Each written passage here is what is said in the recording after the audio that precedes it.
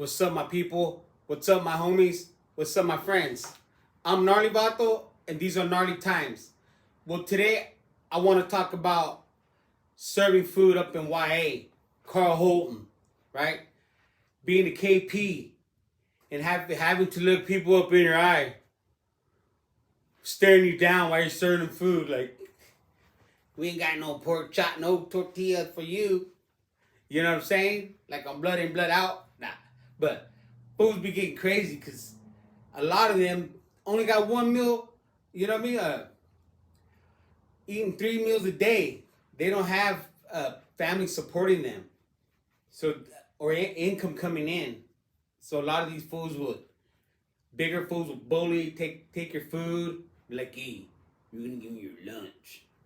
You're like, okay. And it's fools will give it up. You will be, even you're eating or something, they'll be like, you're eating like, another food's like, staring you down, want that hamburger or what, a cornbread. It's crazy. Well, at this time, I was a KP, right? I used to serve food. I worked my way up from washing the dishes all the way to start. I cooked the eggs and shit. I started being a little chef. Nah. Well, these fools, they had cartons of eggs we would pour and make them. So when we would, at the time I was up in Ebbets Hall, right? And these other fools, we would feed Ebbets and Donner. So I'd be up early in the morning, get ready, and there's times I could choose my own KPs.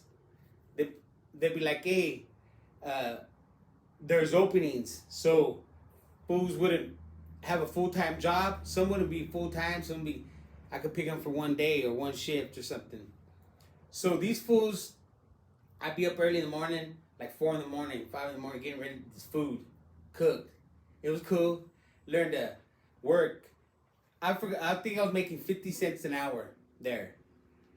Well, anyways, as I used to serve food a lot, these fools would come and you're there standing, right? Looking. They're looking right at you like, you gonna give me an extra? And you're like, this fool. And then they're all tatted down, they bust their eyes, they'll show the tats like. So sometimes we would skimp them, like, less than a flush. Even with the top, we would do less than that. So the representative from Donner, because when the new arrivals came from new buses, from new counties or wherever they came from California, they would arrive and they would have a representative from them. Like the South Side would have a representative that represented them. Northerners, Woods, Crib, Bloods, and so on. Well, these fools got mad and told their representative, like, said, hey, check it out. You need to tell the other northern representative, tell their homeboys up on Ebbets to stop skimping us with food.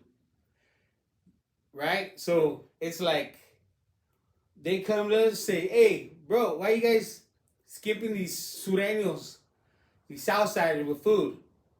You're like, why they keep busting our eyes? You know what I'm saying? Like, say, food has X3 or Sur, right? When they come with their tray, they'll go, look that way. And you're like, okay. And I'll shake a little food extra instead of flush, take a little bit out. All right, fool. Good morning. You know what I'm saying? And you're like, okay, fool. Because at times I had these utensils, so I would think, all we had is a glass, like Chipotle, and I was always waiting, like, oh, ready to hit somebody. You know what I mean? Because lucky there's representative. That's why fools had to be in check. We had to learn to catch ourselves from speaking and busting ears, disrespecting. Like, There was times instead of calling them by what disrespectful, it's called CSCASCRAP.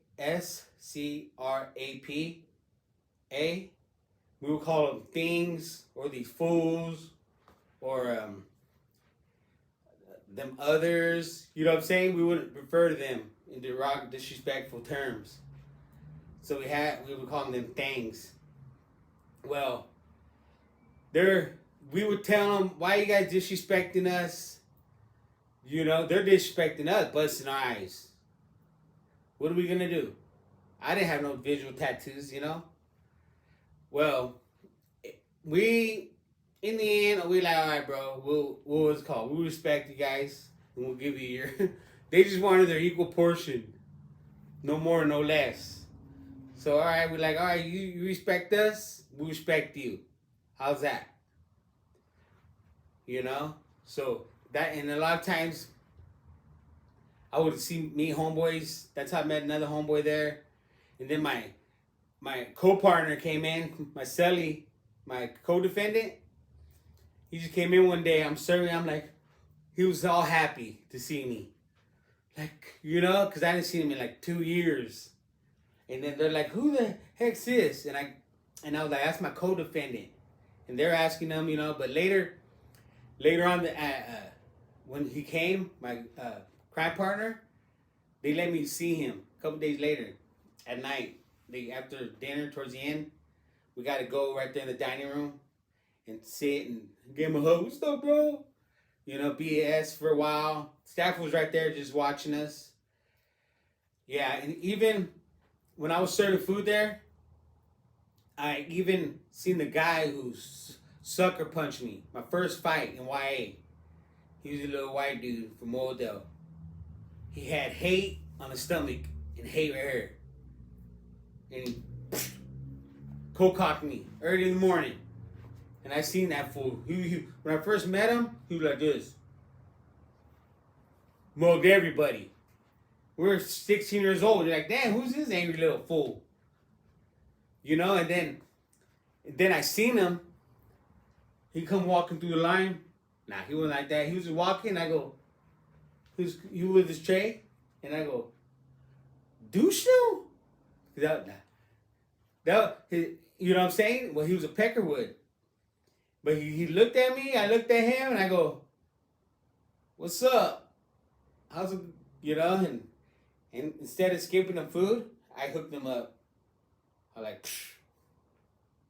And he looked at me, looked down at the food, and he like,